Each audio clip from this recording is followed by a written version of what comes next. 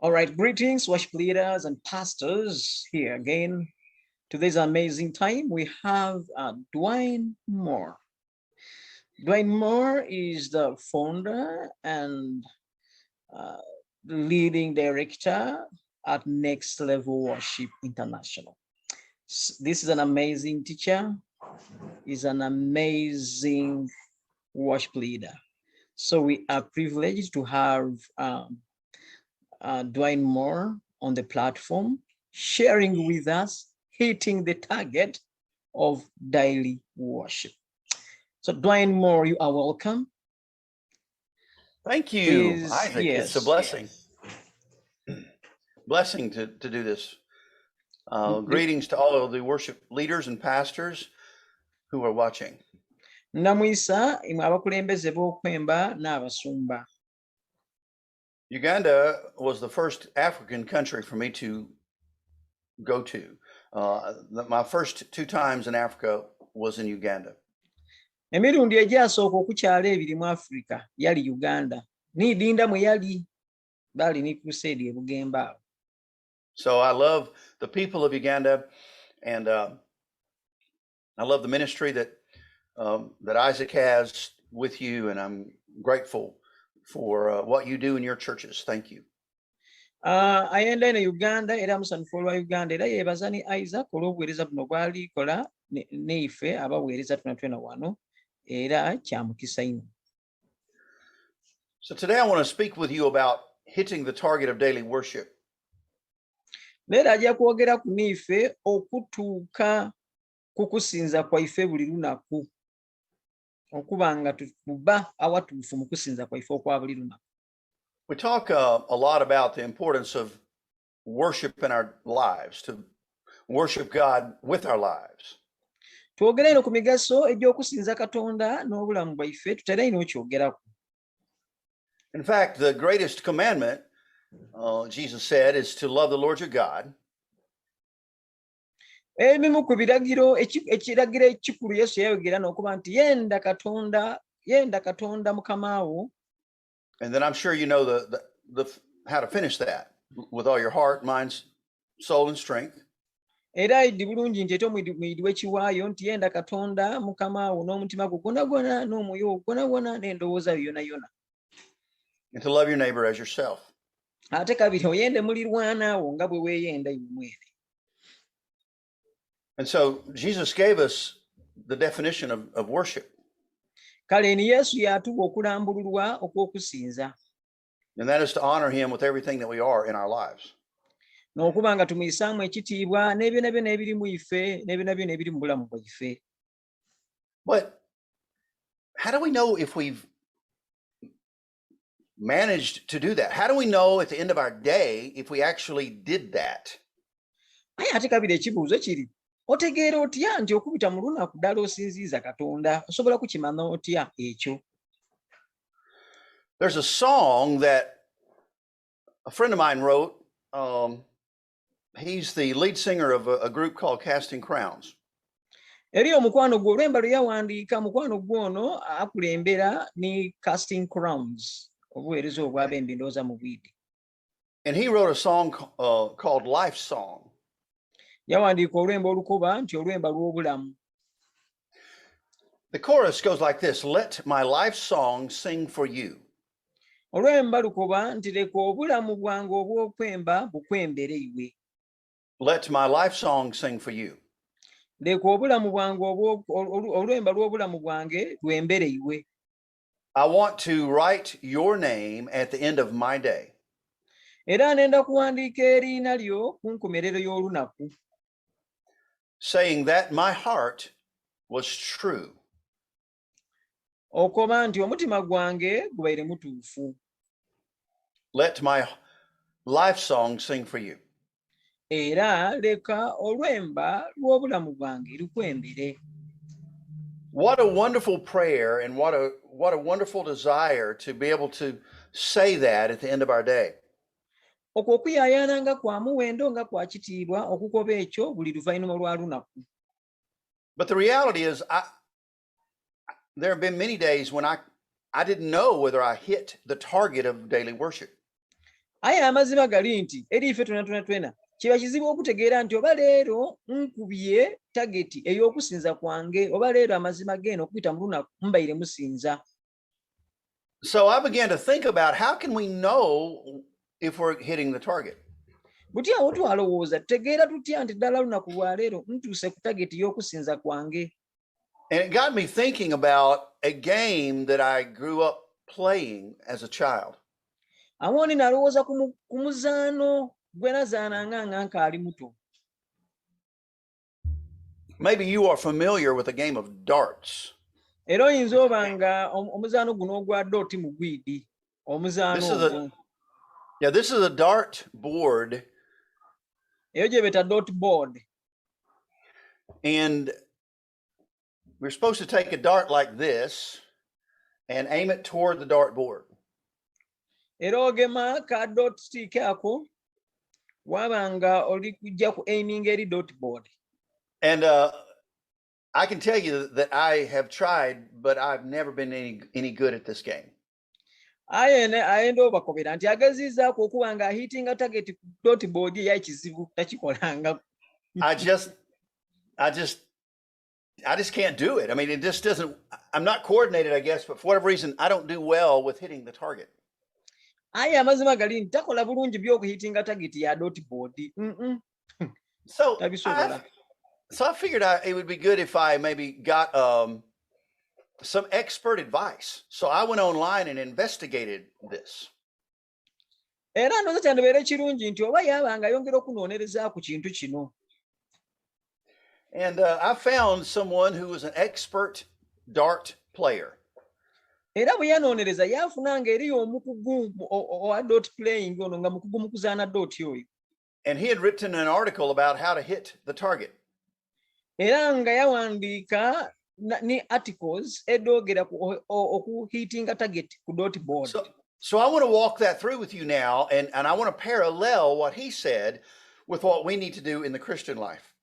Era buti ebyo byakujja nga tubisaamu ng'abigerangeranya oba ng'abita walala n'ebyo tulina okuyita mu bulamu bwaife obwa bulijjo kakasa nti tuuka ku target y'okusinza kwaife buli lunaku. First, he said we need to align with the target. Ekisooka yakoba nti tulina okuba nga twekuusa ku target ng'oba twemmerera mu target mu line ya target. Which seems obvious, but it's very, very important. Kiyinza okuba kya bulijjo aye ate kya mugaso. I mean, the idea is that you turn your body toward the target. You don't turn away from the target, you turn toward it. Idea wano eri nti olina okuba nga okyukira target kabi tova mu target olina okuba nga okasa nti oyemerere mu target. I mean, well, that's obvious, isn't it? You can't very well hit the target if it's back here and you're over here. You're going to have to turn around and align toward the target. Answer eri obvious. Tosobola kuba nga oli kwenda kuhitinga target eri wano kabiri waida waabe eno be tojja hitinga target era olina okwida wetole oire mu line wano mosobola okuhitinga target bulungi ng'oyemerere wano. As exciting an idea as it is to I can play this game, I can hit the target. We've got to start with aligning toward the target. Era idea eri nti okuba nga onaahitinga target olina okuba nga buti otandika okwida oyemere mu line mu right direction eya target ng'onya asobola okubira obulungi. We can get excited about worshiping Jesus. We can come to church and just and clap and sing and praise and get excited. But if we go back home and we don't align our lives toward worship, we won't worship him. Tuyinza okusanuka twayida mu kanisa twakuba engalo twakuba enduulu twasinza twabuuka aye nga kabiri we tuyira yeewaka kabiri nga tukyuka twayira luuyi mufo kyokabiri okusigala mu kusinza kwe tubayiremu. So how do I get up each morning and align my life toward worship? How do I do that? Aye buti nkoze ntya okuba nga nja kulayininga obulamu bwange ku kusinza? I should seek direction from the Bible. That's how. Ekisooka ndina okusoma Bayibuli yange noonye direction entuufu okuva mu Bayibuli. Now, I don't know if you have a Bible to read. Nowadays, if you've got a cell phone, you probably have access to a Bible. niwe oba ozira bayibuli saadi n'amasimu ga smartphone gayida kuli ku bayibuli osobola okuba nga ofuna bayibuli wagisoma ku isimu. They're more readily available because of the internet than ever before. Buti leero bayibuli ningi ku intaneti nga bwe kyali kibaire buli wamu ogifunirawo. But it doesn't do us any good if it just sits on our phone. We need to read it and absorb it into our lives. Aye tikikola amakulu singa eti amakutu yame ku isimu nga tugisomye tulina okugisoma tugimire tugyeyinikemu tuginyweze tugitegeere. There's a verse in Psalm 119 that says that his word is a lamp to my feet and a light to my path. Zabuli 10:19 erina oluliriro olukoba nti ekigambo kya Katonda neitaala eri ebigere nebimulikiza nerimulisa engira y'ebigere byange. Have you ever been walking down a trail outside, on a dark night and you're walking along that dark trail? Have you ever been there before? Wali otambwira ku luguudo nga oba enjira ng'erimu ebikonkokonko erimu ebibalebale ng'ate bwire mu nzikizo zira naitaala. Perhaps you have a lamp or maybe a flashlight that you're using. Kale oba olina itaala oba olina torch gy'oli kukozesa. Sometimes the trail is smooth and it's trustworthy. Maybe you've been on that trail before. You know that it's smooth and easy, and so you can shine your light far ahead. Kale ni itaala ero ly'okuba mu maiso ere wasobola okubona walungi wendi kulina wali watya watambula. I believe that's what he's talking about. The psalmist means when he says it's a light to my path. I can see down the path. Kyova naye Dawudi yakoba nti ekigambo kya Katonda neitaala erimulikiza engira yange. Yeah, sometimes God will reveal through his word things for you to do in your life and maybe about who to marry, and he'll help you know maybe how to more educate yourself and the big things of life. He'll give you direction sometimes. Okubita mu kigambo ebiseera ebisinga Katonda ayogera niiwe yakulungamya ku muntu omutuufu ow'okufumbira oba ow'okuwasa yakulungamya engeri gy'olina okukuukamu okusomamu ebintu bingi okubita mu kigambo kya Katonda ng'oli kisoma. But more often for me it's not far down the road where I can see. A lot of times we will be walking on a trail that it's got a lot of rocks on it and roots and holes in it and you don't have the opportunity to shine down the path far. You need to look right down at your feet. Ebiseera ebisinga tutambula mu ngira edirimu agakonko edirimu agayina edirimu ebisozisozi aye ng'ate tuzira kitimulikiza yetujja so buti ng'olina oba kakabiri kufundika oti olingire buli w'okutakigere wano weene ku bigere. So his word is not only a light to my path, it's a lamp to my feet. Sometimes he just shows us the next step. Kale n'ekigambo kya Katonda ti kitangala kitumulikiza yetujja yonka mu ngira aye ate kitangala n'eri ebigere byaife buli bwe tugita. So make priority in your life to read and meditate on his word. Kaleni leka okufumiitiriza ku kigambo kya Katonda n'okusoma ekigambo kya Katonda bime ku nsonga enkulu mu bulamu bwo edda buli lunaku. And so now that gets us focused the right direction, right? I mean, we should not be reading horoscopes or Facebook messages and taking the word of other people. First of all, go to God's word and seek direction. Tulikoba nti kabiri otakoba oti anze buti nti kasoma message Facebook message eziti kasoma ku bintu bindi awone ndina kusanga Bible yo nga tulikoba nti soko ofune direction okuva mu kigambo kya Katonda awone osome ku n'ebindi. As we turn our lives and ourselves toward God's word, we're getting ready to hit the target. Watunakyuka nitwira mu line ya okusoma ekigambo kya Katonda n'okuwuliriza ekigambo kya Katonda tunaaba twetegeike okuhitinga target ey'okusinza kwaife okwa buli lunaku. But this expert dart player gave a second tip to instruct us on how to hit the target. Omuzaani wa dooti ono omukugu kabiri yatuwa ni tiipu y'okubiri. The second tip is to lead with your elbow. Akoba nti kulembera n'olukokola lwo. What does that even mean? When I had to here? Yes, I did not understand what it means to lead with your elbow. Ye tiyakitegeera bamukoba nti kulembera n'olukokola lwo tiyakitegeera. Now, this is a lot of fun. By the way, you can teach this to your people, and you can have a lot of fun with this. But it's so powerful. It's so true. kino oyinza okukisomesa waseka n'okuseka era kyakolesa aye kabiri kyamaani mangi ng'oli kulembera n'olukokola. So you can imagine that if you're trying to hit the target and your elbow's out here, let's say your elbow's way out here like this, But and you're trying to hit the target. Fumitizaamu ng'okujja okuba tageti aye nga kabiri olukokola lwo weeyandaire bweyandala otayimba olikwenda okuba etageti ng'olikola bukola oti. Now, I may be looking at the target, and I may think I'm going to hit the target, but I'm not.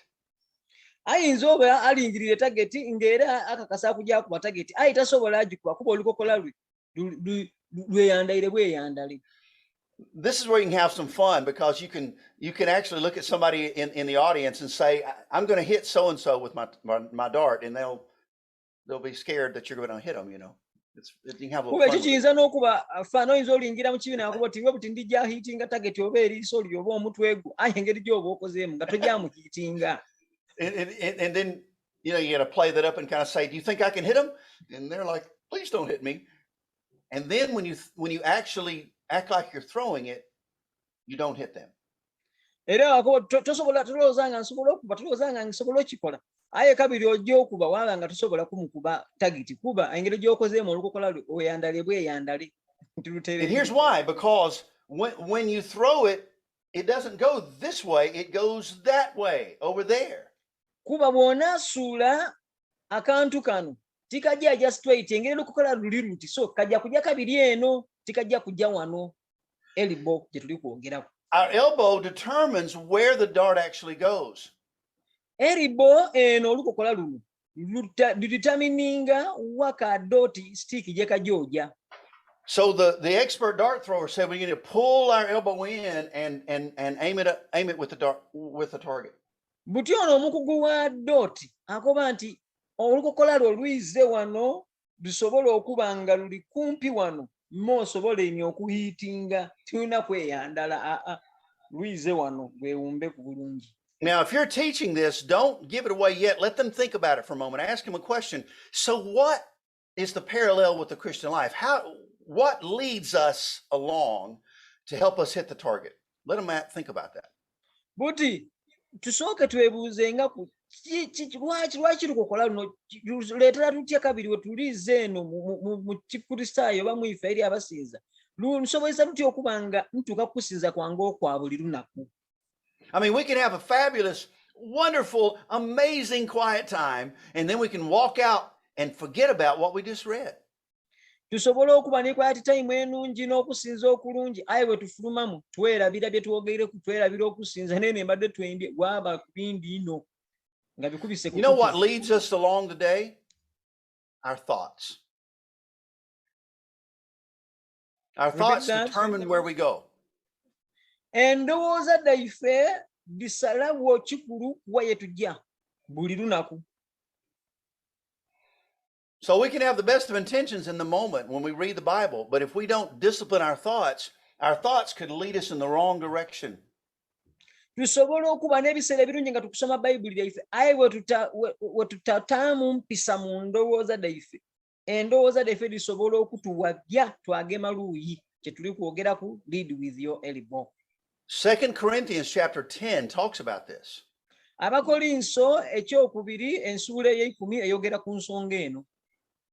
Paul said we should bring every thought into captivity to the obedience of Christ. Pawulo akoba nti tulina okuleeta buli ndowooza yona yona mu buwambe bwa Yesu esobola okugondera Yesu Kristo. Every thought, not some thoughts, every thought. Erikoba Bayibuli ekoba ndowooza donna ti ndowooza dindi edindi sigale donna endowooza dina okuwambibwa Kristo n'aba adifulye.